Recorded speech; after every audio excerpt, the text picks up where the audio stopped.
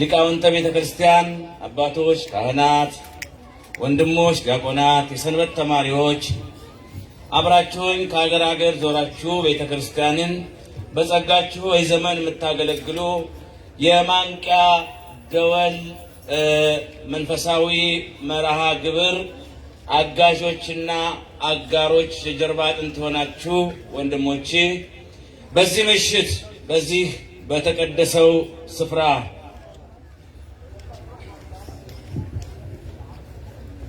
ለአምልኮ፣ ለምስጋና፣ ለጸሎት ፍጹም ሕይወት ለዋጭ የሆነውን ቅዱስ ቃሉንም ለመስማት የተሰበሰባችሁ የእግዚአብሔር ልጆች አባቶቼ፣ እናቶቼ፣ እህቶቼ፣ ወንድሞቼ ሕፃናትም ጭምር እንደምን ዋላችሁ? እንደምን ዋላችሁ? እንደምን ሰነበታችሁ? እግዚአብሔር አምላካችን፣ እግዚአብሔር አባታችን፣ እግዚአብሔር ጋሻችን ሁላችንንም በመለኮታዊ ጥባቁቱ ጠብቆ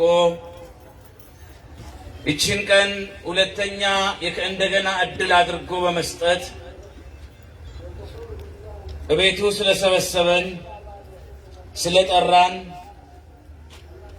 ለነፍሳችን የሚጠቅመንን የዘላለም ሕይወት የምንኖርስበትን ቅዱስ ቃሉን እንድንሰማ በእውነት ስለፈቀደልን ስሙ የተመሰገነ ይሁን። አሜን። ክብር ለሥላሴ ይሁን። አሜን።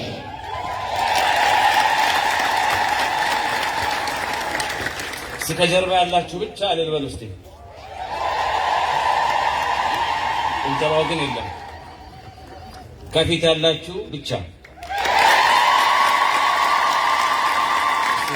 በዚህ በኩል ያላችሁ እስቲ እናንተ አይሰማም። በዚህ ይሻላል። እስቲ በእህቶች በኩል ድምፅማ እዚህ ቀረ። እዚህ ግልጽ ነው። እስቲ በረሃ ሆነ አይመላም። እስቲ ቀጥሎ ማህተቤ ትኖራለች ማህተቤ ትኖራለች ማህተቤ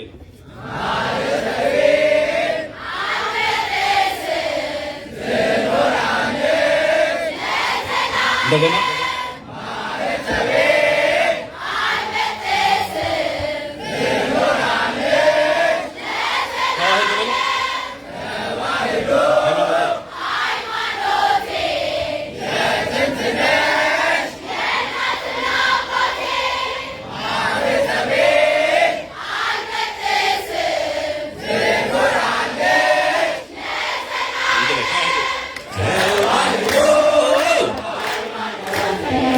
የጥንትነ የእናትና አባቴ ማህተቤ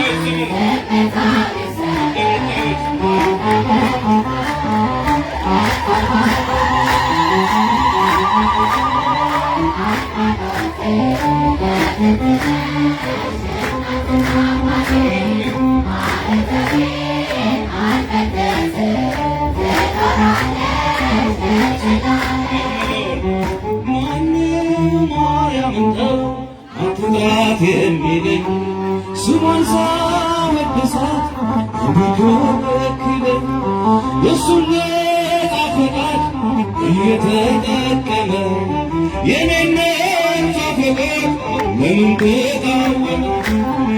ማነው ማርያምን ተው አትጥራት የሚለኝ ስሟን ሳወድሳት የሚከለክለኝ እሱን ነፃ ፈቃድ እየተጠቀመ የኔን ነፃ ፈቃድ ለምን ተቃወመ? ማነው ማርያምን ተው አትጥራት የሚለኝ ስሟን ሳወድሳት የሚከለክለኝ የእሱን ነፃ ፈቃድ እየተጠቀመ የኔን ነፃ ፈቃድ ለምን ማርያምን ተው አትጥራት የሚለኝ ስሟን ሳወድሳት የሚከለክለኝ የእሱን ነፃ ፈቃድ እየተጠቀመ የኔን ነፃ ፈቃድ ለምን ተቃወመ? እንደገና ማነው ማርያም አትጥራት የሚለኝ አትጥራት ስሟን ሳወድሳት የሚከለክለኝ የእሱን ነፃ ፈቃድ የእሱን ነፃ እየተጠቀመ የኔን ነፃ ፈቃድ ለምን ተቃወመ? ያንቺን ወዳጅነት አጥብቄ ስለያዝኩ በጸረ ማርያሞች ብሆን የተወገዝኩ መቼም ቅር አይለኝ ደስተኛ ነኝ እኔ እማምላክ የልጅሽ ያንቺ በመሆኔ ይከፋል ብዬ ወገንና ዘመድ አልል ወደኋላ ማርያምን ከመውደድ በውስጣቸው የእመቤቴ ጠላት ስሟን ሰምቶ ቃጠል በጩኸት ስጠራት ማርያምን ተው አትጥራት የሚለኝ ስሟን ሳወድሳት የሚከለክለኝ የእሱን ነፃ ፈቃድ እየተጠቀመ የኔን ነፃ ፈቃድ ለምን ተቃወመ? ያንቺን ወዳጅነት አጥብቄ ስለያዝኩ በጸረ ማርያሞች ብሆን የተወገዝኩ መቼም ቅር አይለኝ ደስተኛ ነኝ እኔ እማምላክ የልጅሽ ያንቺ በመሆኔ ይከፋል ብዬ ወገንና ዘመድ አልል ወደኋላ ማርያምን ከመውደድ በውስጣቸው ያለ የእመቤቴ ጠላት ስሟን ሰምቶ ቃጠል በፍቅር ሲጠራት ማርያምን ተው አትጥራት የሚለኝ ስሟን ሳወድሳት የሚከለክለኝ የእሱን ነፃ ፈቃድ የእሱን እየተጠቀመ የኔን ነፃ ፈቃድ ለምን ተቃወመ? ማነው ማርያምን ተው አትጥራት ስሟን ሳወድሳት የሚከለክለኝ የእሱን ነፃ ፈቃድ እየተጠቀመ የኔን ነፃ ፈቃድ ጽዮንን ክበቧት እናታችን በሏት የተባለው ትንቢት እንዲፈጸም ቃሉ ቀራንዮ ላይ ሰጠን ምስጋና ለእግዚአብሔር ትውልድ ሁሉ በዚህ እያላት እንዲኖር በችንካር በጅራፍ በደም የታጠበ በከባድ ስቃይ ውስጥ ስለኛ አሰበ። የሚወድ እናቱ የሚወደን ሰጥቷል። ታዲያ ፍቅር ሌላ በምን ይገለጣል? ማነው ማርያምን ተው አትጥራት የሚለኝ ስሟን ሳወድሳት የሚከለክለኝ የእሱን ነፃ ፈቃድ የኔን ነፃ ፈቃድ ማነው ማርያም እኮ አትጥራት ስሟን ሳያድሳት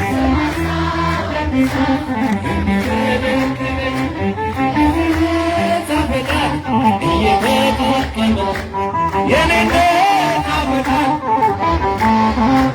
ከጽንሰት ጀምሮ እስከ ቤቱ ድረስ ያልተለያዩትን ሊለይ ክፉ መንፈስ እንቅልፉን ለማጣት የተቀን ቢዞርም ሲያምረው ይቅር እንጂ ማርያምን አተው ይከፋውርዬ ወገንና ዘመን አልሎ ለኋላ ማርያምን ከመውደድ ይሰራ ዘንድ እንጂ ከወዳጅነቱ እንዲለይ አልፈቅድም ከላይ ካዛኝቱ ያለው ማርያምን ተው አትጥራት የሚነግስ ስሟን ሳያወድሳት የሚከለክለኝ የስሜት አፈታት እየተጠቀመ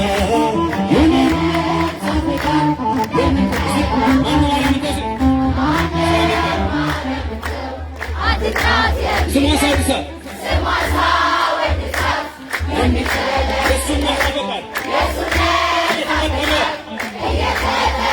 የኔነት አፈቃድ ማነው ማርያም እኮ አትጥራት የሚለኝ ስሟን ሳያወድሳት የሚከለክለኝ የእሱን ነጻ ፈቃድ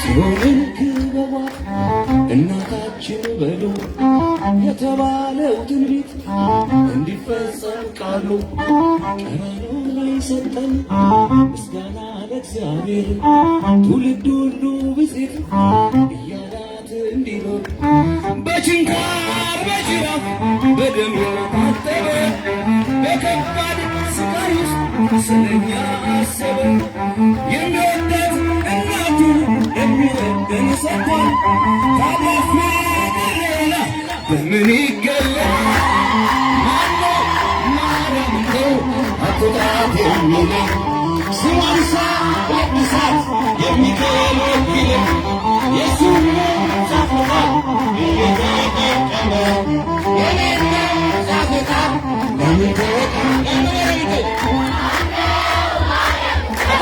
አትጥራት የሚለኝ ስሟን ሳያወድሳት የሚከለክለኝ የእሱን ነጻ ፈቃድ እየተጠቀመ የኔን ነጻ ፈቃድ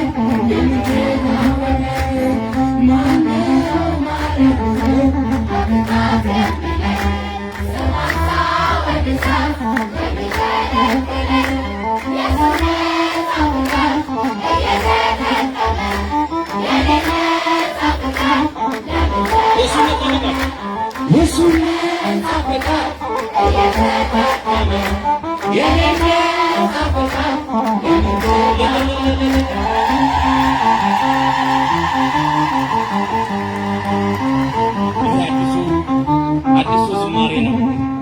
ታኅሳስ 25 በብፁዓን ሊቃነ ጳጳሳት ተባርኮ የተመረቀው አዲሱ መዝሙር ነው። ሁላችሁም በዚህ አጋጣሚ ሙሉ 11 መዝሙሮችን እንድታዳምጡ መልእክቴን አስተላልፋለሁ። እግዚአብሔር ከሁላችን ጋር ይሁን። እንግዲህ ዛሬ መምህር መጋቢ ሃይማኖት መምህር ብርሃኑ ትናንት በሰፊው አስተምሯቸዋል። እኔም ላይ ቀጥታ ስከታተል ነበረ። ዛሬ ደግሞ ለሱም ጥቂት ሰዓት አስቀርና እኔም ጥቂት ሰዓት እጠቀማለሁ። ነገ ግን በሰፊው መላው የድሬዳዋ ክርስቲያን አልጋ ላይ ተኝተው ከአቅም በላይ ሆኖ ግሉኮስ እጃቸው ላይ ተሰክቶ አፍንጫቸው ላይ በኦክሲጅን ጣራ እየቆጠሩ ባይናቸው ይሄ ጉባኤ እየናፈቃቸው በደዌ ዳኛ በአልጋ ቁራኛ ተይዘው የጤና ያለ ከሚሉት በስተቀር ለነሱ እዛው እግዚአብሔር ምሕረት እንዲሰጥ እዚህ ይጸለያል። ከዛ ውጪ ግን ድሬዳዋ ውስጥ ያለ የተዋህዶ ልጅ አንድም ሰው ነገ እንዲቀር አይፈቀድለትም። የማንቂያው ደወል ከድሬዳዋ ለመላው ዓለም በከፍታ ላይ ሆኖ ንቃ ንቃ ንቃ ንቃ እያለ ይደወላል። ስለዚህ በነገው ዕለት በሚል ይህ ስፍራ ውጪውም ግቢውም ይጥለቀለቃል። ተጨማሪ ስፒከሮች፣ ፕሮጀክተሮች በሙሉ ይመጣሉ። ነገ ታሪክ ይሰራል። ሐረር ላይ ከነበረው በላይ እንዲሁም የት ነው አስታውሱኛሽ? ጅጅጋ ላይ ከነበረው በላይ ሌላስ? አርባ ምንጭ ላይ ከነበረው በላይ ሌላስ? ወላይታ ሶዶ ላይ ካደረግነው በላይ ሌላስ? ሻሸ ሲጠብ ድረስ ሞልቷል። ይሄ እጅግ የሚያኮራ ነው። ይሄ ዘመኑ ጊዜው ሰባኪ ነው፣ በራሱ ሰባኪ ነው። ምክንያቱም ዓለም አሁን አቅሟን ያወቀች መሰለኝ። ዓለም አቅሟን ጉልበቷን ተረድታለች። ይሄ ዓለም ጉልበት ምንድን ነው? በአንዲት ቫይረስ ብቻ እግዚአብሔር በሰማይ የሚበረውን ቀጥ አድርጎታል። በምድር የሚሽከረከረውን ቀጥ አድርጎታል። ሰው በየቤቱ እንዲቀር አገባለሁ ያለ፣ ይሄን አረጋለሁ ያለ፣ ይሄን እሰራለሁ ያለ በሙሉ አሁን ስለሱ አይጨነቅም። ድሮ ሰው ቀረብኝ ቀጠሮ ተሰረዘ አይልም። አይቶታል ሁሉም አቅሙን። አሁን ስለመኖሩ ብቻ ነው የሚጨነቀው። ቢሊየን ብር ቢኖርህ ዓለምን ብትገዛ ሁሉም ብትጨብጠው መብላት ፈቃድ አለው፣ መኖር ፈቃድ አለው። እግዚአብሔር አምላክ ኑሩ ብሎ እድሜ ከሰጠን ብቻ ነው በዚህ ዓለም ላይ ኖረን ያለንን መብላት የምንችለው። መኖር የማን ፈቃድ ነው? አሁን በምድር ላይ ካለነው በላይ በመቃብር ያሉት ይበልጣሉ። ጀነራሎች፣ ሚኒስቴሮች፣ ፕሮፌሰሮች፣ ሳይንቲስቶች፣ በግብርናው ዓለምን የለወጡ ሊቃነ ጳጳሳት፣ ፓትርያርኮች፣ ሊቃነ ዲያቆናት፣ አጠቃላይ መርጌቶቹ፣ የሰንበት ተማሪዎቹ፣ ሰባኪዎቹ እንደናንተ ያሉ ደጋግ እህቶችና ወንድሞች፣ አባቶች፣ እናቶች ሁሉ በመቃብር ውስጥ ያሉት ይበልጣሉ። በምድር ላይ ካለው ኃይል በላይ በከርሰ መቃብር ያለው ይበልጣል። አሁን ትልቁ ጥያቄ ምንድን ነው? እነዛ ሰዎች ለምን ሞቱ አይደለም፣ እኛ ለምን ኖርን ነው። እኛ ለምንድን ነው ዛሬ የኖር ነው? የቀረውን ኃጢአታችንን እንድንፈጽም አይደለም፣ የቀረውን በደል እንድንፈጽም አይደለም። ዛሬ እግዚአብሔር ያኖረን፣ ዛሬ ይችን ምሽት የሰጠን ከእንደገና እድል ነው። እኛ ያለ ዓላማ ብንኖርም እግዚአብሔር በዓላማ እያኖረን ነው። እኛ ሳይገባን ብንኖርም እግዚአብሔር ገብቶት እያኖረን ነው። ሁላችንም እድል ሰጥቶን ነው። በመኪና አደጋ የሞቱ፣ በአውሮፕላን የሞቱ፣ በባህር የሞቱ ደጋግ ሰዎች ነበሩ እኮ። በእውነት እነሱ እኮ ክፉዎች ሆነው አይደለም የሞቱት። ስለ እነሱ ስናስብ እንዲያውም መልካሞች ነበሩ። ሰው በልቶ የሚጠግብ የማይመስላቸው፣ ሰጥተው የማይረኩ፣ ለሰው ቅን የሚያስቡ፣ ድሃ እናታቸውን ለመርዳት ሞት እያለ እያወቁ በሊቢያ በሱዳን በባህር እየሄዱ ሬሳቸው እንኳን ለቤተሰብ ሳይገባ እንደወጡ የቀሩ ናቸው። እነዛ ሰዎች በእውነት መልካሞች ነበሩ። እነሱ ስለሞቱ ክፉዎች፣ እኛ ስለኖርን መልካሞች አይደለንም። እግዚአብሔር አምላክ እነሱን የወሰደበት ምክንያት አለው። እሱ አይጠየቅም፣ እሱ አይከሰስም። ለምን አይባልም? እሱ ከኛ በላይ ሁሉን ያውቃልና ወደ እሱ የሰበሰባቸው እግዚአብሔር ታላቅ ነው፣ ፈቃዱም ትልቅ ነው፣ ይከበራሉ። አሁን እኔ የገረመኝ ዛሬ በድሬዳዋ ከተማ በዚህ ምሽት እግዚአብሔር ለምን አኑሮ ሰበሰበን? ለምንድን ነው የጠራን? ምን እንድንሰራ ነው? ለአምላክነቱ ለጌትነቱ ተፈራርመን የድጋፍ ፊርማ አሰባስበን አንተ አምላክ ነህ እንድንለው ነው? እንደዛማ አይባልም። ሳያነግሱት የነገሰ የማያነግሱት ንጉሥ ነው፣ የማያበድሩት ባለጠጋ ነው። መጀመሪያ ሳይኖረው አልፋ መጨረሻ ሳይኖረው ኦሜጋ ተብሎ በዘመናት የሸመገለ የሚያሳልፍ እንጂ የማያልፍ አምላክ ነው። እኛ ያለ እርሱ አልነበርንም፣ እርሱ ግን ያለ እኛ ነበረ። ስለዚህ እግዚአብሔር ነው። እኛን ለምን ጠራን? አንተ እውነተኛ ነህ ብለን እውነተኛነቱን እንድናረጋግጥ አይደለም። እሱ እውነት ነው። የጠራንም እውነት ነፃ እንዲያወጣን ነው። ታዲያ እግዚአብሔር ከኛ ምንም ካልፈለገ የማንም ዕዳ የማንም ብድር የማንም ውለታ ከሌለበት የኛ አምላክ ዛሬ ለምን ጠራን? ዛሬ ለምን ሰበሰበን? ዛሬ ይችን ዕድል ለምን ሰጠን ስንል አንድ ነገር ማስተዋል ያስፈልጋል። ወደድንም ጠላንም በማለፍ ላይ ያለን ሰዎች ነን። ነገስታት በጦር ሜዳ ድል አድርገው ሲመጡ ዋናው ንጉስ ልክ አስተዳዳሪው የገዳሙ አስተዳዳሪ ቁጭ እንዳሉት ዙፋን ላይ ቁጭ ይላሉ። መኳንንቱ ሁሉም በጅሮንዱ ስንቅ አቀባዩ፣ የባህር ኃይሉ፣ የምድር ኃይሉ፣ የአየር ኃይሉ በየብርጌዱ የጦር ሰራዊቱ ክፍለ ጦሩ በሙሉ ሰላምታ እየሰጠ ንጉሱ ፊት ያልፋል። ሁሉም ሲያልፉ ንጉሱ ግን እዛው ነው። እግዚአብሔር ንጉስ ነው። ታላቁ እስክንድር መጣ። ዓለምን እገዛለሁ ብሎ አልቻለም፣ ወደቀ፣ አለፈ። ጦረኛው ናፖሊዮን መጣ። ዓለምን እገዛለሁ ብሎ አልቻለም፣ ወደቀ። 10 የሮማ ቄሳሮች በኃይል በጉልበት በጥበብ ተነሱ። ሁሉም ወደቁ። እነ ኔሮን፣ እነ ሄሮድስ፣ እነ ድንጥያኖስ ሁሉም ወድቀዋል፣ አልፈዋል። አሁን ደግሞ በሀገራችንም ሁሉም እየመጡ መጥቶ ያላለፈ ማንም የለም። ሁሉም በየጊዜው አልፏል። አጼ ቴዎድሮስ ብትል መጥቶ አልፏል። አጼ ዮሐንስ ብትል መጥቶ አልፏል። መጥቶ ያላለፈ የለም። የአጼ ቴዎድሮስ አልቃሽ ኢትዮጵያን አንድ አደርጋለሁ ብለው ሲነሱ ምን ዛፍ ሆነው ቀርተው ነበርና ምን አለች መሰላችሁ? በነጋሪቶ ይቅርታ የአጼ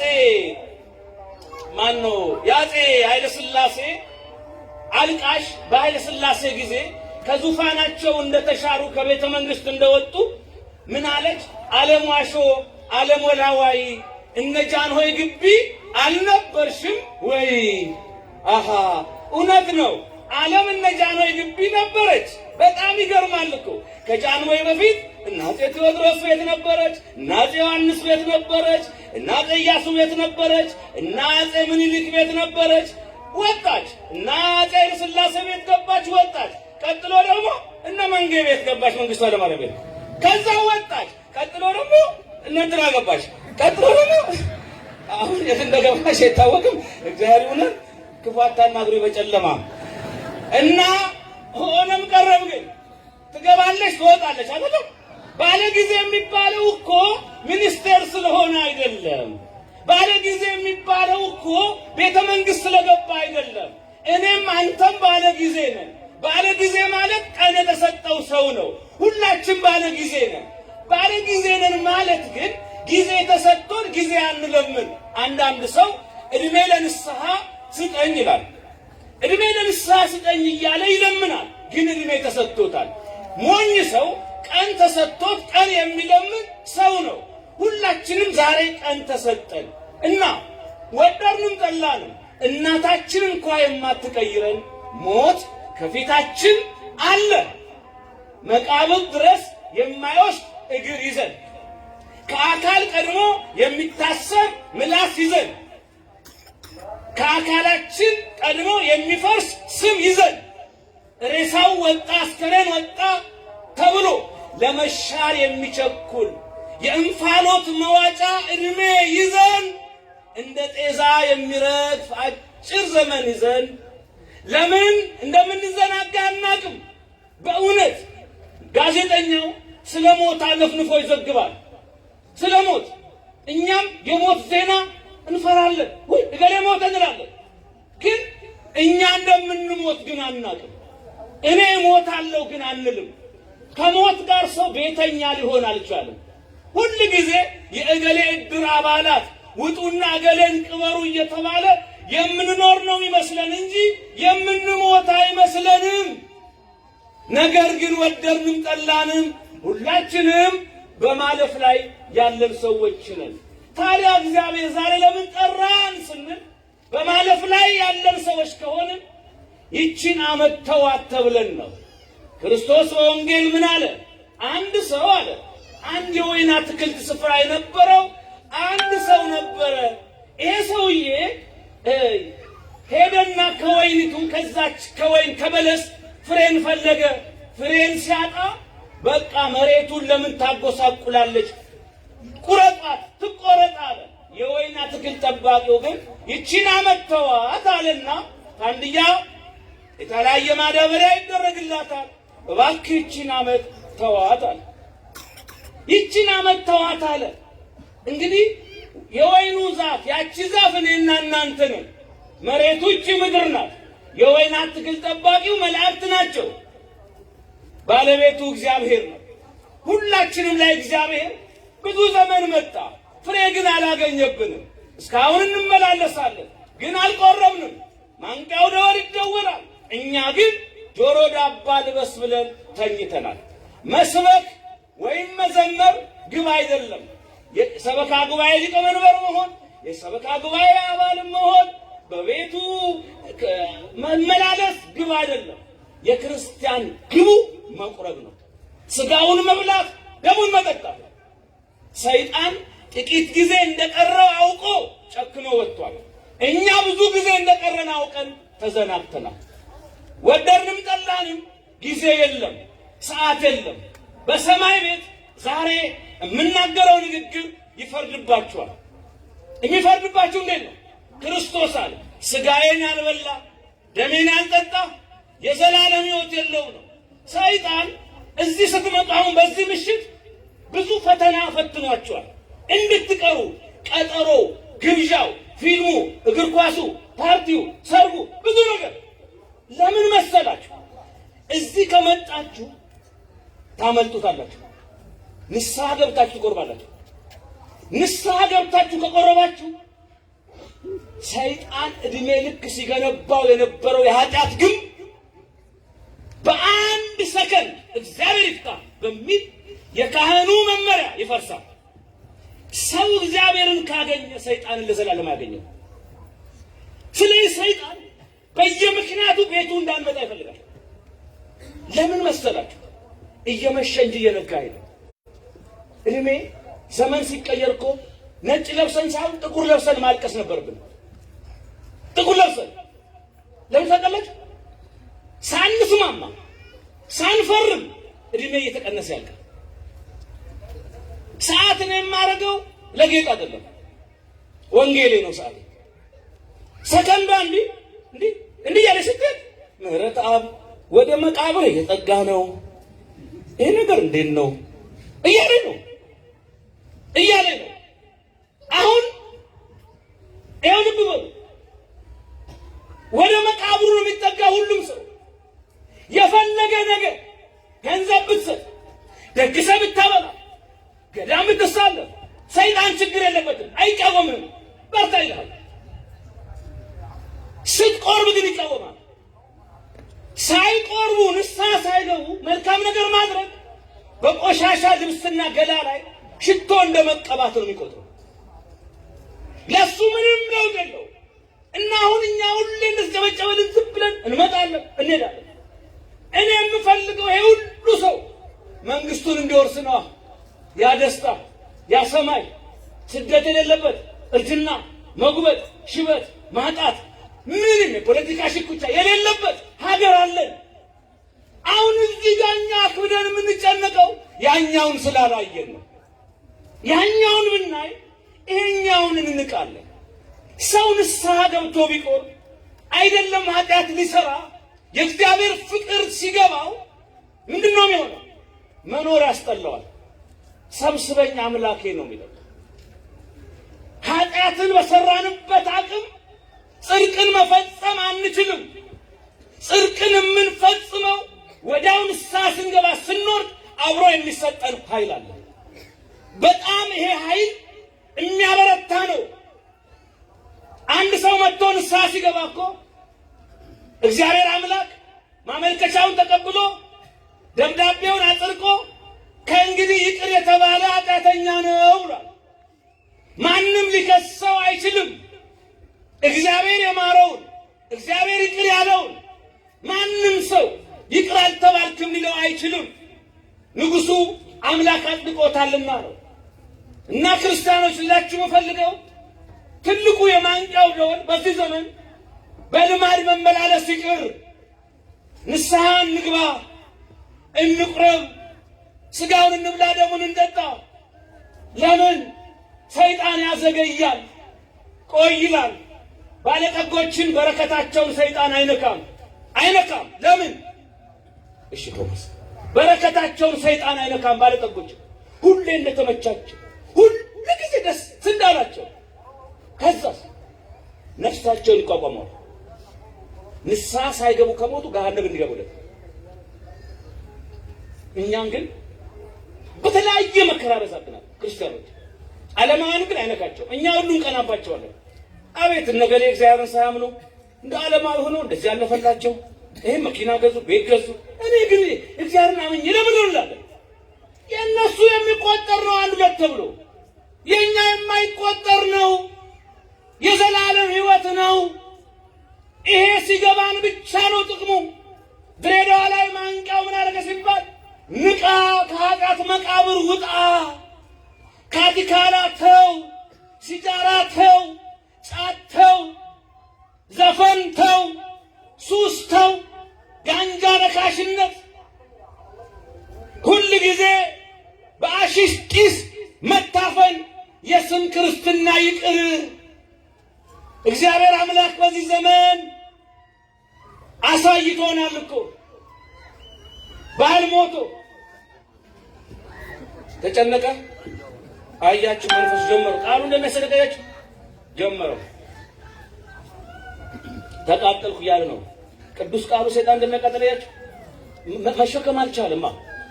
እንዲህ ነው እኮ የሚያደርገው። ይለበልበዋል እኮ እንደ እሳት። ይሄው ዳንኤል፣ አዳልሞቴ፣ ብር አለንጋ፣ ጠቋር፣ ሽፋ፣ የዛር የጥንቆላ መንፈስ፣ የምንፍቅና መንፈስ፣ የጫት መንፈስ፣ የዛር መንፈስ፣ የአወሊያ መንፈስ ይቃጠላል። ስላሴ ያቃጥለዋል። ይቃጠል። አሁንም የቡዳ መንፈስ ምን ይበል? የጨሌ መንፈስ፣ የዘረኝነት መንፈስ፣ የጥንቆላ መንፈስ፣ የአወሊያ መንፈስ፣ የዛር መንፈስ፣ የመለያየት መንፈስ፣ የኢትዮጵያ ጠላት መንፈስ ይቃጠል። ቅዱስ ሚካኤል፣ ቅዱስ ገብርኤል ያቃጥሉታል። አይችልም። እግዚአብሔር ኃይሉን አይችልም፣ ቃሉን አይችልም። እሺ አባቶች በጸሎት ወደ ጥልቁ ያሰናብቱታል። ሌላ ነው። እኔ ውስጥ ያላችሁ ተረጋጉ። አላንዱ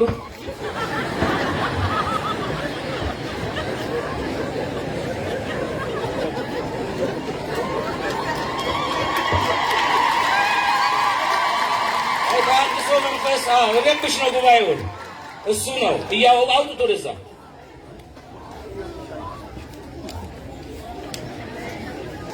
ተረጋጉ። ቦታ ትኩረት ፈልጎ እኮ ነው መከራሚያው። ኢግኖር አድርጉት። እሺ የወደቀ እኮ ነው፣ የወደቀ ነው፣ የተረሳ ነው። እሱ መበጥበጥ ነው ስራው። ቁጭ በሉ፣ የቆማችሁ ቁጭ በሉ፣ ቁጭ በሉ።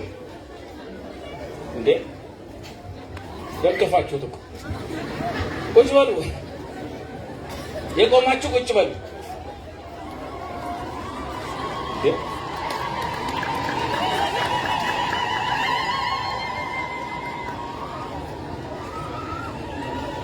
ያጀባችሁት እኮ።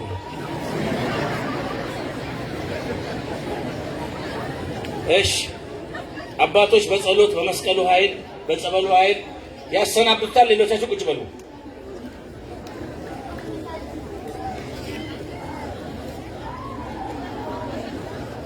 ያጓራል። የእግዚአብሔር ሲሰማ፣ የቅዱሳን ሲሰማ፣ የእመቤታችን ሲሰማ በመስቀሉ ኃይል ፊት ሰይጣን መቆም አይችልምና ኃይል እግዚአብሔር ነው፣ ስልጣን እግዚአብሔር ነው። ቅዱስ ቃሉን ብቻ እንሰማለን።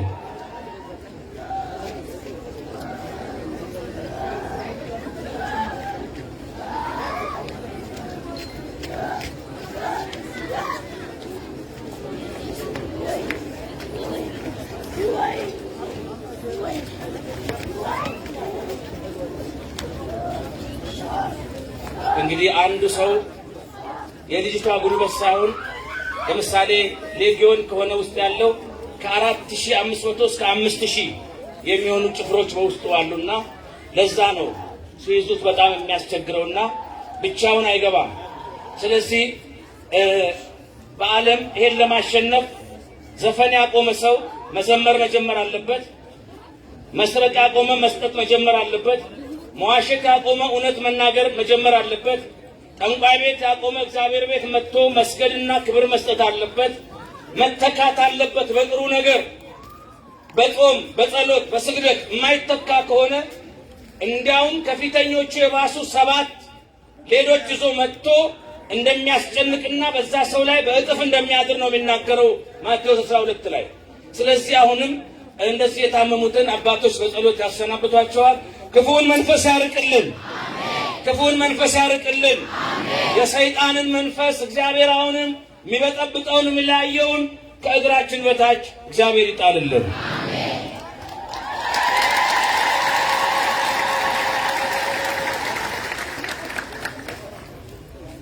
ከኔ ጋር ሆኖ ስለዚህ ሰይጣን ይሄ ነው ዓላማው። እግዚአብሔር ዛሬ ምሽት ሁላችን ለጽድቅ ጠራን። እስቲ እዚህ ውስጥ ንስሐ አባት ያላችሁ እጅ አውጡ። ንስሐ አባት ያላችሁ ብቻ ያላችሁ ንስሐ አባት ያላችሁ በጣም ጥሩ። የሌላችሁ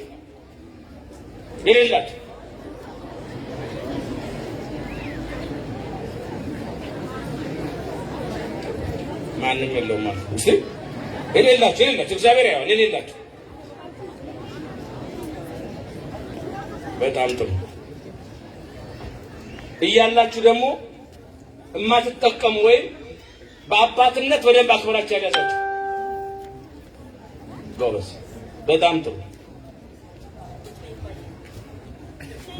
ትልቁ ስራ የሚጀምረው ከዚህ ነው። መኪናው ያለ ሹፌር፣ መርከቡ ያለ ካፒቴን ሊሄድ፣ አውሮፕላኑ ያለ ካፒቴን ሊበር አይችልም። ክርስቲያንም ክርስቲያን ተብሎ ከዓመት አንድ ጊዜ ብቻ ወይ ለበዓል ወይ ለንግስ እየመጣ በእውነት ላይድን መመላለስ አይጠቅመውም። ከዛሬ ጀምሮ ሁሉም ሰው ይላል ማንቂያው፣ ንስሐ አባት የሌለው ንስሐ አባት የሌላት ንስሐ አባት ያዙ። ካህናት ኃጢአታችሁን ተናዘዙ፣ ቅጣታችሁን መንፈሳዊ ቁንጥጫ ነውና በካህኑ አማካይነት እግዚአብሔር የሚቀጣውን ማንም ቆሻሻ የሚገፋ ሰው ቆሻሻውን የትም ቦታ አይገፋውም። ከጋሪው ላይ የግድ ቦታው ላይ ደርሶ ነው የሚገፋው። ክርስቲያንም ኃጢአቱን በሰራበት ቦታ ላይ ዝም ብሎ እግዚአብሔር እናደርጋለሁ ማለት አይችልም። ቦታው ካህናቱ ጋር ነው። አባቶቻችን ጋር መጥተን ኃጢአታችንን እንናዘዝ። ትገናኙ ቤተ ክርስቲያን ዛሬም አዋጅ ታውጃለች። ሁሉ ጊዜ ሥርዓተ ቅዳሴው ላይ መንግሥተ ሰማያት ቀርባለችና ንስሐ ግቡ ሲባል እንሰማለን። ምን ማለት ነው? እግዚአብሔር የዘላለም ሞት የተዘጋጀላቸው ወደ ዘላለም ሞት እየሄዱ ላሉ የነፍስ ሕሙማንና እስረኞች በሙሉ መፈታትን፣ ጽድቅን፣ ምሕረትን አድርጓልና የምሕረቱ ተካፋይ ሆኑ የሚል አዋጅ ነው። ንስሐ ግባ፣ በደለኛ ነህ ስልህ ድፍረት አይደለም። በእሳት አደጋ ጊዜ የእሳት አደጋ ሰራተኞች ወደ ቤታችን እየሮጡ ገብተው እሳቱን ሲያጠፉ ዓላማቸው እኛን መድፈር ሳይሆን ማዳንና መርዳት ነው። ሰባኪውም ንስሐ ግባ ሲል ማንም የማንን በደልና ኃጢአት የመግለጥ ምን አይተብኝ ነው ሊል ይችላል ሰውየው። ንስሐን የምንሰብከው በመንፈሳዊ ስልጣንና ድፍረት ነው። ስለዚህ ይሄ ድፍረት ምንድን ነው?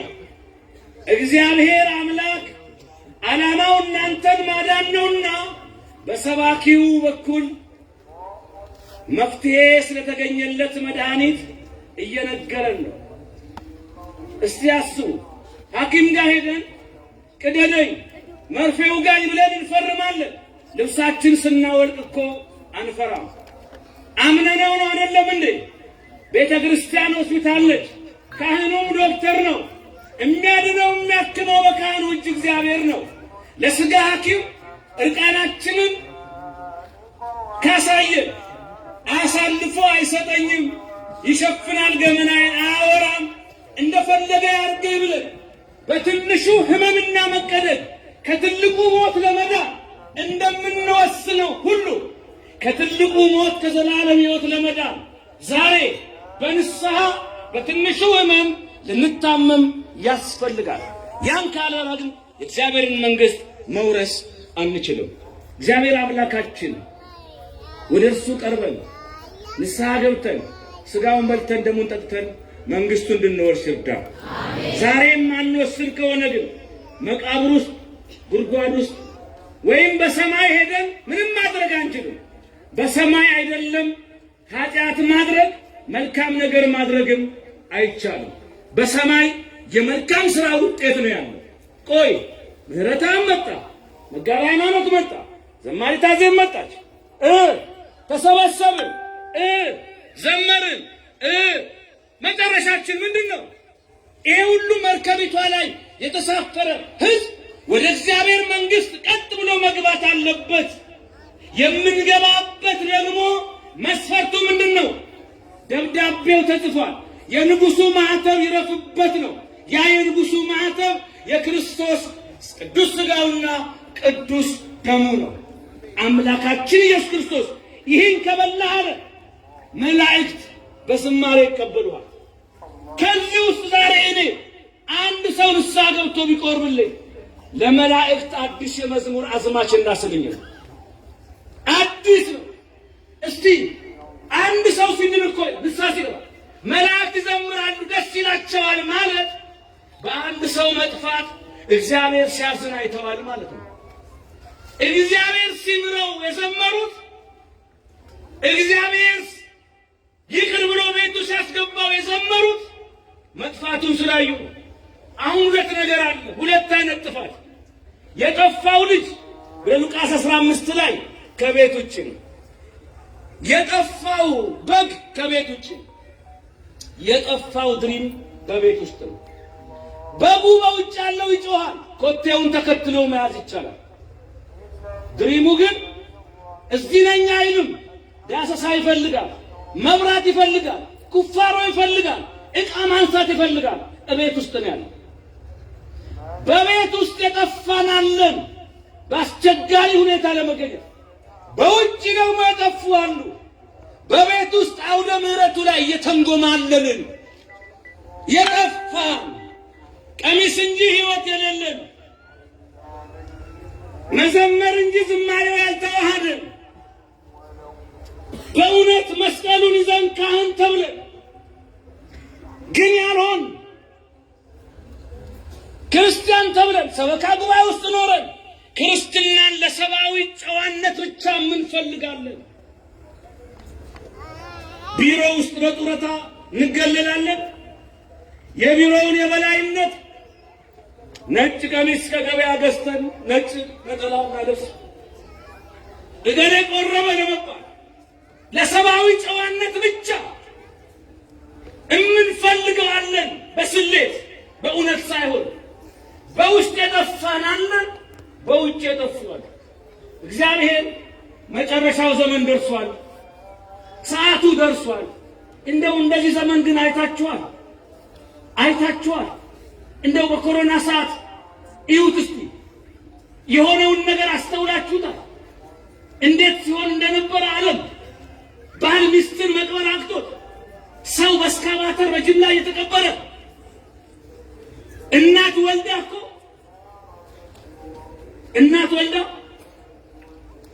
ልጇን እንዲያየች ልጅሽን መንካታችን ተብላ ሞታለች።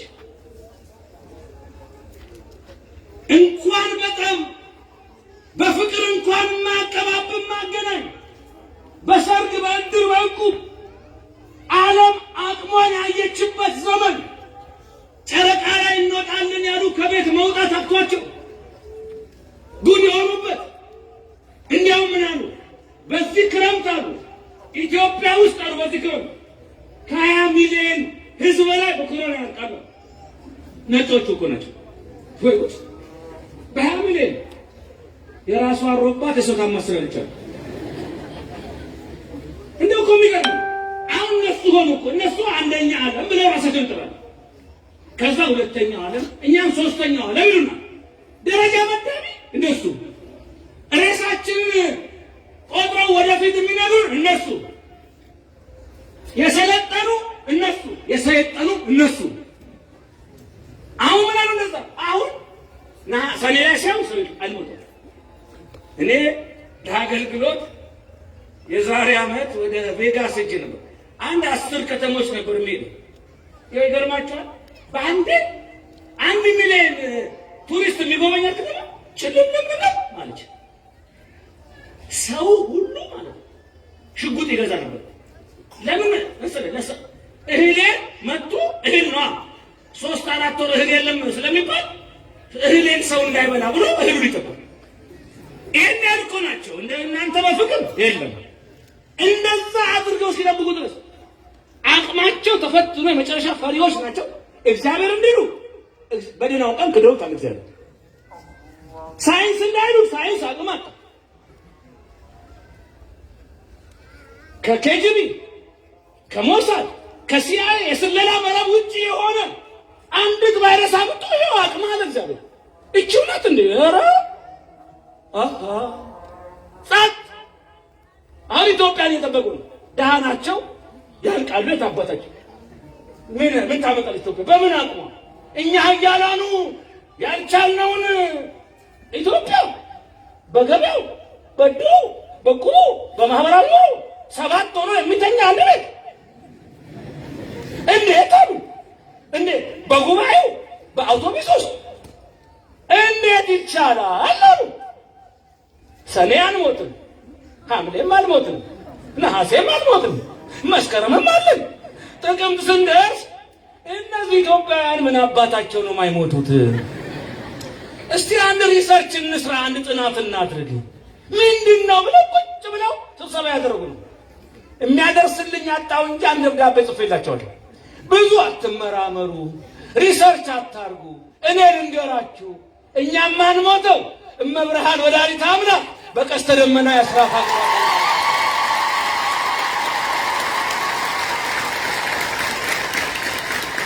እኛ ያለነው አባቶቻችን በሰዓታት በማህሌት በኪዳኑ በቅዳሴው በግዚዮታ በምህላው በሰርክ ጸሎቱ ጸሎተ ማርያም እየደገሙ ዳዊት እየደገሙ የዕጣኑን ጢስ ሁሉም ጋር እየሄዱ ሲያጥኑት እመቤቴ በዕጣኑ ጢስ እግዚአብሔር መልአኩ ቅዱስ ሚካኤል በዕጣኑ ጢስ አማካይነት ያዝ አድርጎልን ነው። እውነትም ጉልበታችን እግዚአብሔር ነው።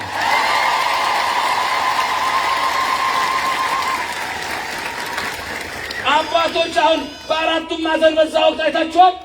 ጽናቸውን ይዘው በየሰፈሩ ሲያጥኑ እንዳንዳንዶቹ ክፋት እኮ ዕጣን ሳይሆን በርበሬ ነበር መታጠን ነበርባቸው። ድንጋይ ሲወረውሩብን ነበረ።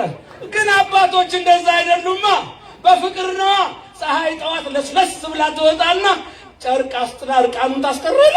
አባቶችም በፍቅር እየዞሩ አጠኑት። ያ በሽታ ከምድረ ኢትዮጵያ ታገሰ። አሁንም ጨርሶ ይጠፋል። ኃይላችን ማን ነው? ጉልበታችን ማን ነው?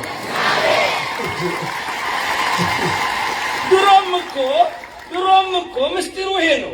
ኢትዮጵያ ተስፋ የሚኒሊክ ጦርና ጋሻ ላይ ምን ይላል? የኢትዮጵያ ተስፋ ማን ነው ይላል?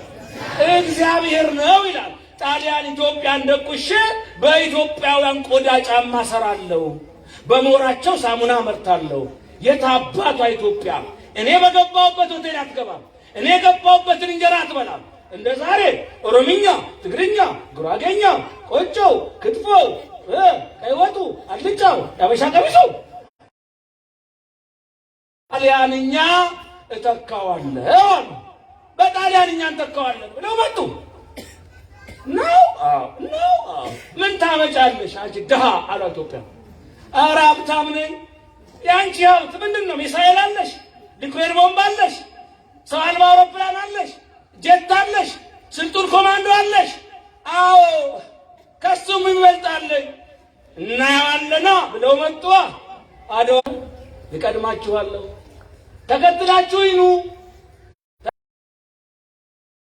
አብረኝ ሳትዘምት ሰማዕቱ ቅዱስ ጊዮርጊስ ረድቶኝ ኢትዮጵያ አሸንፋ ጣሊያንም ድል ተደርጋ ወደ አገሬ በክብር የተመለሱ ቀን ሰፈር ለሰፈር ስትልከሰከስ ያለ ዓላማ ባገኝህ የአገር ፍቅር ባይኖርህ ለኢትዮጵያ አንድነት ለሕዝቦቿ ሰላም ምንም ካልመሰለህ ማርያምን አለቅህም። አፍንጫቸው እንዲያውም ቀጥ ያለ ነው። ፀሐዩን ያጠቆራቸው እንጂ ጣሊያን ናቸው አይደለም። ኢትዮጵያ ነው። አፍንጫቸው ቀጥ ያለዋልና እነሆ እግዚአብሔር አምላክ በ20 ከተሞቻቸው በቶሪኖ፣ በጁቬንቱስ፣ በሚላን፣ በኢንተር ሚላን፣ በፓርማ በሁሉም ቦታ ጋዜጦቻቸው በሙሉ የኢትዮጵያን የሰማዕቱን ጊዮርጊስ እንዴት ሊያሸንፉ ቻሉ? በእውነት ይገርማል ብለው ተገረሙ፣ ተደነቁ። የስዊድን ጋዜጠኞችም ጊዮርጊስ ረድቶን እንዳሸነፍን ተናገሩ። እውነት ነው። ለካ ኢትዮጵያ ጉልበት አላት። ያም ጉልበት እግዚአብሔር ነው። ለካ ኢትዮጵያ ኃይል አላት። ያም ኃይል እግዚአብሔር ነው። ለካ ኢትዮጵያ ብርቱ የጦር ሰራዊት አላት። ቅዱሳን መላእክት ናቸው። ለካ ኢትዮጵያ ጠባቂ እናት ባላደራ አላት። እመብርሃን ወላዲተ አምላክ ነች። የሚዋጋልን እሱ ነው። እኛ እንጠቅማለን። ባለፈው ጊዜ የአሜሪካው መሪ ዶናልድ ትራምፕ ነፍሱን ይማሩን 8 ዓመት እገዛለሁ ሲባል በ4 ዓመት ተቀሰፈ። ኢትዮጵያን ነካለሁ ብሎ እኮ ነው አይደለም እንዴ? የግብፅን ውሃ የፈጠረው ማን ነው? አባይን የፈጠረው ማን ነው? ዘፍጥረት 2 ላይ አንዱ ጊዮን ይላል የኢትዮጵያን ምድር ያጠጣ ነበረ ይላል። ያ የኢትዮጵያን ምድር የሚያጠጣው ለኢትዮጵያ የተሰጠው ውሃ ነው። ኢትዮጵያ አይኗ በጢስ እያለቀሰ የግብፅ እናት ወባውዛ በዘመናዊ ምጣድ አይ መከራችን። አሁን እኛ የኛን ብቻ ገድበን እናንተ ሙቱ አላልንም። የሰጠንን እንሰጣለን፣ ተጠቀሟል። ግን ኢትዮጵያ ለምን ጨልፋ ጠጣች? ለምን ውሃውን ትጠቀም አለ ማን? ትራምፕ። ግብፅ ለምን ዝም አልሽ? ለምን በቦምብ አታጋያትም ኢትዮጵያ? ኧረ እባክህ። አዎ ወይ ጉድ! ከዛ አላችሁ። ይገርማችኋል። ዓለም በስብሰባ እንድትሞች ይወስኗል። ኧረ ስብሰባው ላይ መድኃኒዓለም ነበር። የለም እሱ ከሌለ ምንም አታረጉኝም። ኧረ እናሳይሻለን ብለው ተሰብስበው መጡ። እግዚአብሔር የብረት ልብስ ኋላ እሷ ላይ ቆሞ ድንጋይ መስላቸው ኤሊት አባቷ ሄደች ማለቸው። ማን ሸፈናት? ዓለም ተሰብስበው ቢፈርም ማዕቀብ ቢጥል ብድር ቢከለክል ኢትዮጵያ እናቴ ቅጠል ሸጣ ጉልት ቁጭ ብላ ያለ ድግስ የምትደግስ ሃይማኖተኛ ያለችበት ሀገር እኮ ነው። የዛችን እናትን ባማን እንጀራን ያተልቃል፣ ቃሉን ያሳንሳል።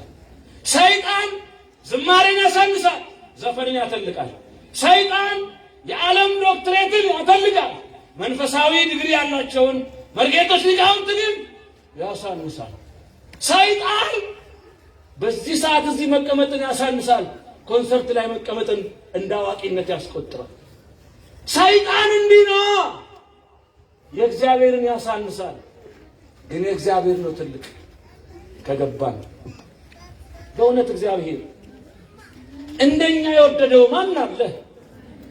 እንደኛ ያፈቀረው ማን አለ? እንደኛ ያስታገሰው ማን አለ? እሱ ከኛ ጋር ነው።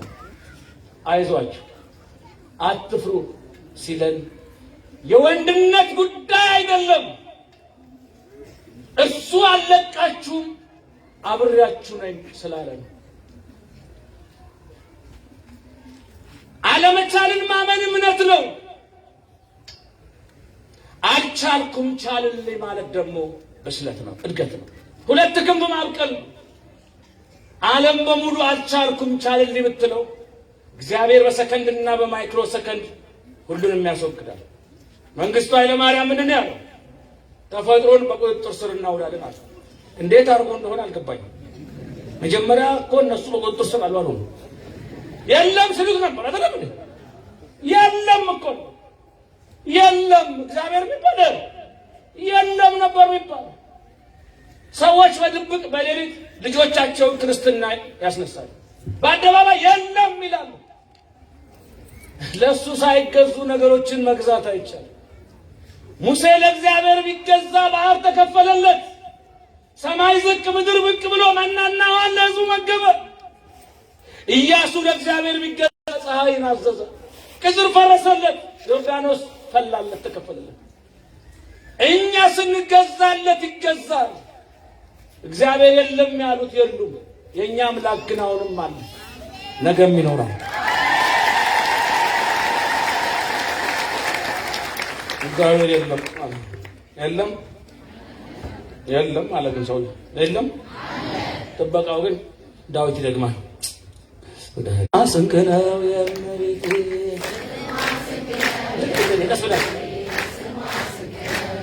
ስሟ ስንቅ ነው የእመቤቴ ስሟ ስንቅ ነው የእመቤቴ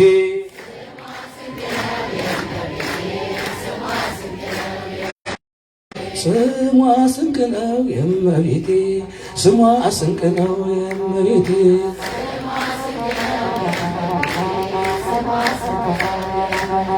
አንድ ፈን ሽምብራ አዳስቆም ከቤቴ አንድ ፈን ሽምብራ አዳስቆም ከቤቴ እዛው ማረልኝ ያን ወታደር ደርግን እኮ ነው እዛው ማረልኝ ያን ወታደር እግዚአብሔር የለም ስላለ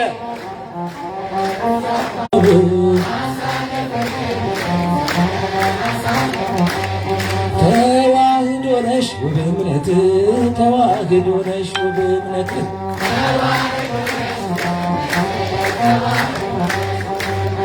የመሰከሩልሽ አበው ሊቃውንት የመሰከሩልሽ አበው ሊቃውንት የተናገሩልሽ ቀድሞ ነቢያት በደሙ ያነጸሽ ክርስቶስ አባት በደሙ የሰራሽ የሁሉ አባት በደሙ ያነጸሽ የዓለም መድኃኒት አይችሉሽም ያለሽ የዓለም መድኃኒት ተዋህዶ ናት ውብነት ተዋህዶ ናት ውብነት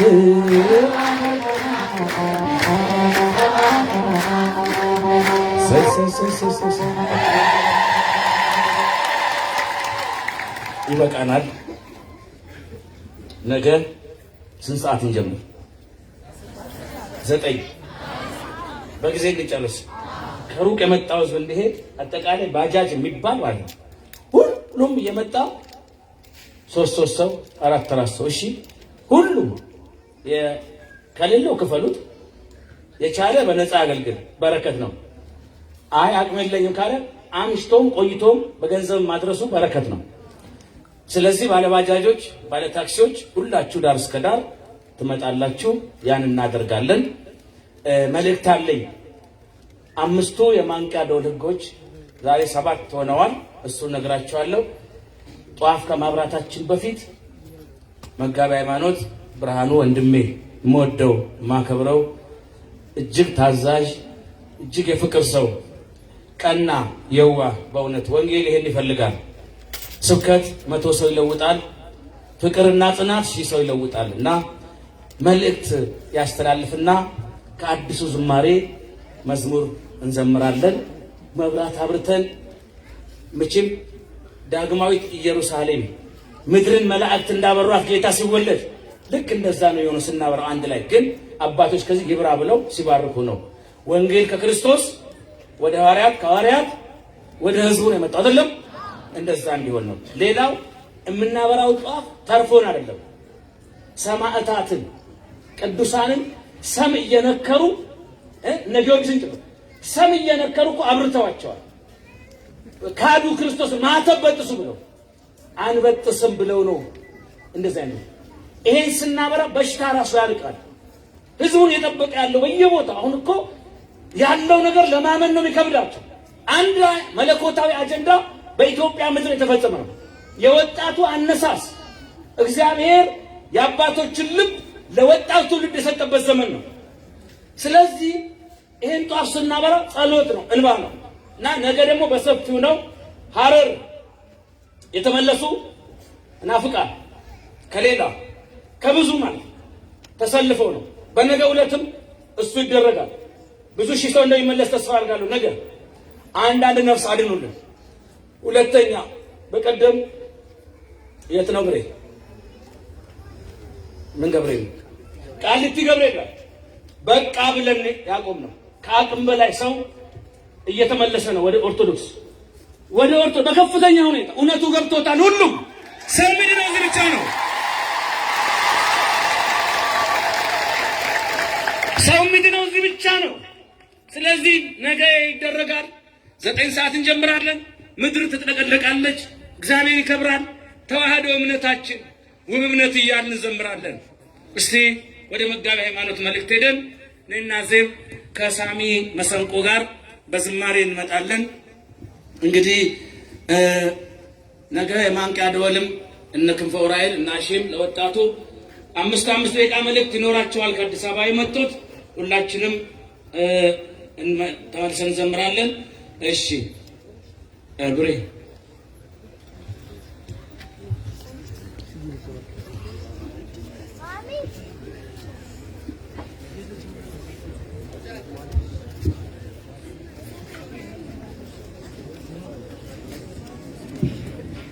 በስመ አብ ወመንፈስ ቅዱስ አሐዱ አምላክ አሜን። እኔ ስላረፍኩኝ ተናደዳችሁ።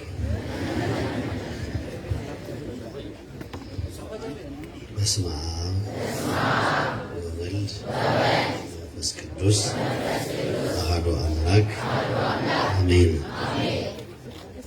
ክቡር አባታችን መልአከ አሜን ቆሞስ መምህር አባ ኢሳይያስ የዚህ ታላቅ ገዳምና የዚህ ቅዱስ ሕዝብ አስተዳዳሪ፣ ምክረ ሰባኪያን መምህር ምህረተአብ አሰፋ፣ የገዳሙ መምህራን፣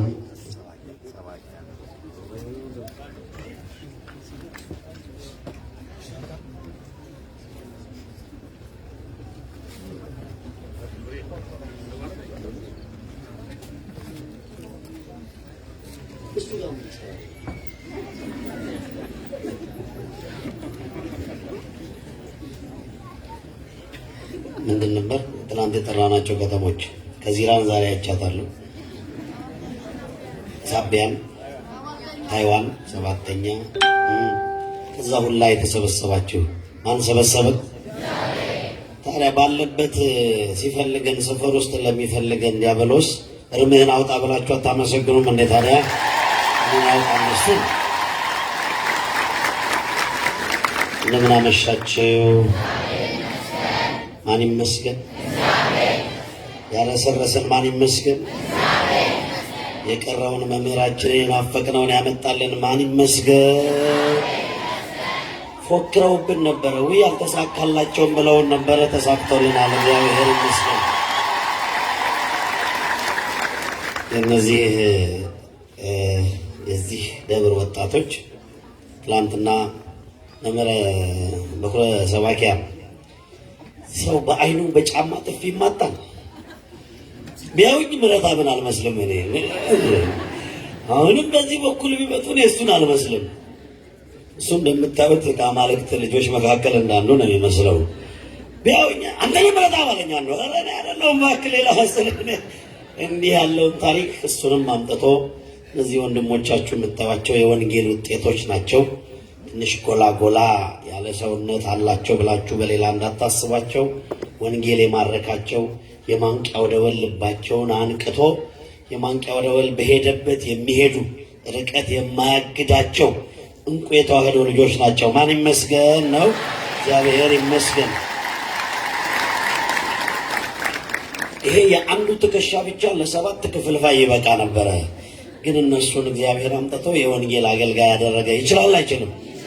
አይችልም? እግዚአብሔር አንዲት ቃል ነው የምናገረው። እኔ በጣም ደስ ብሎኛል፣ ረፍ ብያለሁ። እኔ ዛሬ እግዚአብሔር ይመስገን። ከኔ የበረታው በኋላ ነገ ይመጣላችኋል ብዬ ነበረ። ከኔ የበረታው እኔን እዚህ ያደረሰኝ ብዙ ዋጋ የከፈለልኝ ማንነቱን ሕይወቱን ሁሉ ለወንድሞቹ የሚሰጥ ስብከትን በንግግር ብቻ ሳይሆን ፕራክቲካል ቴዎሎጂ ይባላል። የተግባር ሰባኪ ነው መምህር ምረትአብ አሰፋ። ማን ይመስገን?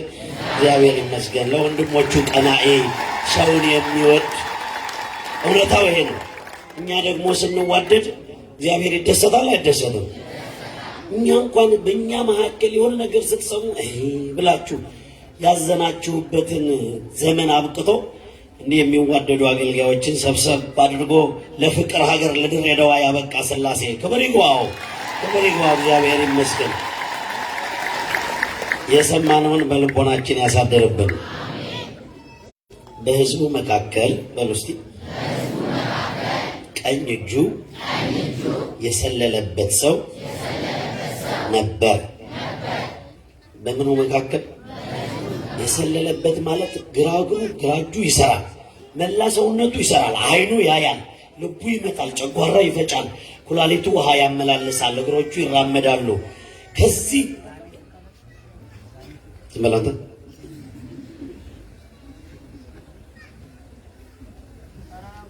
ቀኝ እጁ ከዚህ አንስቶ እዚህ ጣቱ ድረስ የደረቀ ነው። ልብስ ግን ለብሷል። ውስጡ ግን ቀኝ እጁ ግን ደርቋል። ልብስ ምን ብሏል? ውስጡ ቀኝ እጁ ግን ምን ሆኗል? ደርቋል። ከፍሎ ከመድረቅ ከልብ ደረቅ ከአይምሮ ድርቅና ከአስተሳሰብ ድርቅና ከዚህ ዓለም ደረቅ አስተሳሰብ ሰውሮ በለምለሟ ተዋህዶ ቤተክርስቲያን የሰበሰበን አምላክ ክብርና ምስጋና ይግባው።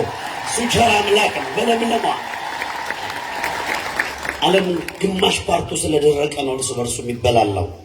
እና ፈሪሳውያን ሊፈውሱት ጌታን የማርቆስ ወንጌል ምዕራፍ 3 ቁጥር 6 ላይ ኢየሱስ አሉት፣ በሰንበት ሰውን ማዳን ተፈቅዷል አሉት።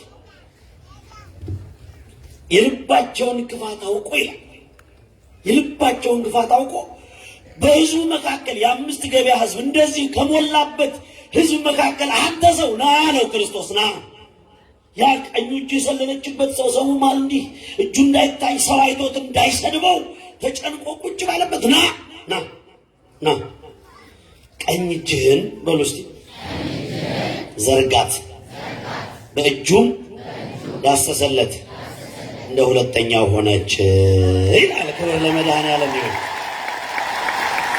በተስፋ መቁረጥ በዚህ ዓለም ጫጫታ የደረቀውን ልባችንን ያለመለመ መድኃኔዓለም ክብርና ምስጋና ይግባው። በዚህ ግማሾቹ ፖለቲከኞቹ በዚህ ሲጎቱቱን፣ ፖለቲካው አልገባ ሲለን ካራቲስቶቹ ወደዚህ ሲጠሩን በኢየሱስ ስም ብለው በጫማ ጥፊ አይናችንን ሲያጠፉት ምን ነው ከዛ የመጣችሁ አላችሁ እንዴ?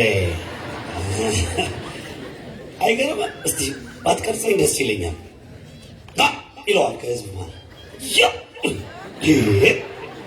እናንተ ይሄ ሁሉ ወጣት የተዋህዶ ልጅ ባለባት ምድር ላይ እንዲህ ተደርጎ በኢየሱስ ስም በጫማ ሲመታ ሰው አሜን ይላል። ሰው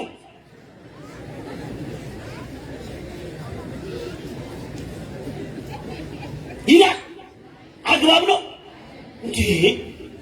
ልቡን ሲለው አሜን ብሎ ተደፍቶ ቀምሶ ወደ ቤቱ ይሄዳል። እኛ ግን የካህኑን መስቀል ተባርከን እንሄዳለን። ክብር ለመድኃኔዓለም ይሁን። እውነታው ነው።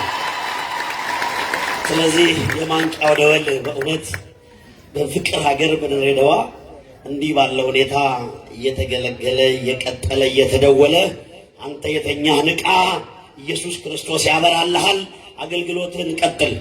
የመጀመሪያው መልእክቴ በህዝቡ መካከል በዚህ ጉባኤ በማንቂያው ደወል ጉባኤ መካከል የተጨነቅነውን መድኃኔዓለም